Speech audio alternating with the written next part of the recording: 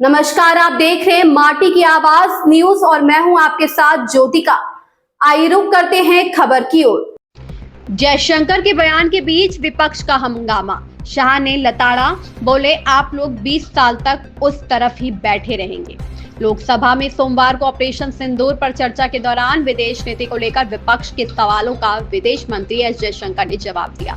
इस दौरान कुछ ऐसा हुआ कि गृह मंत्री अमित शाह भड़क गए। विदेश मंत्री के संबोधन के दौरान जब विपक्ष ने हंगामा किया तो अमित शाह खड़े हो गए। उन्होंने विपक्ष को जमकर लताड़ा और यहाँ तक कह दिया कि यह लोग 20 साल तक उधर ही बैठे रहेंगे।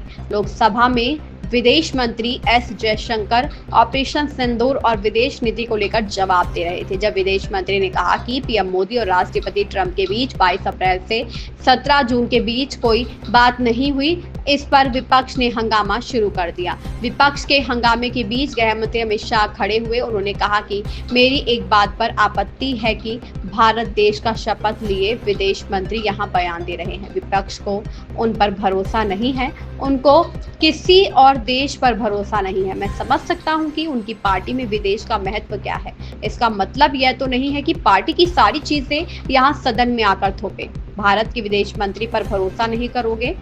वोट लिया हुआ व्यक्ति यहाँ पर बोल रहा है, इसलिए आप विपक्ष में बैठे हैं और 20 साल तक वही बैठने वाले हैं। इसके बाद एक बार फिर जब विपक्ष ने टोका टोकी की तो गृह मंत्री अमित शाह फिर से विदेश मंत्री के बचाव में उतरे।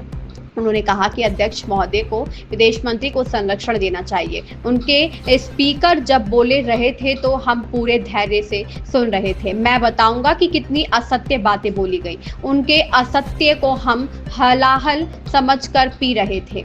अब उनमें सत्य सुनने की ताकत नहीं है। गृह मंत्री ने कहा कि अध्यक्ष महोदय को विदेश मंत्री को संरक्षण देना चाहिए। बैठे बैठे टोका टोकी करना सबको आता है। इतने गंभीर विषय पर चर्चा जब हो रही है तो सरकार के प्रमुख विभाग के मंत्री के बोलने पर बैठे बैठे टोका टोकी करना क्या विपक्ष को शोभा देता है? बाद में हम भी अपने सदस्यों को समझा नहीं पाएंगे।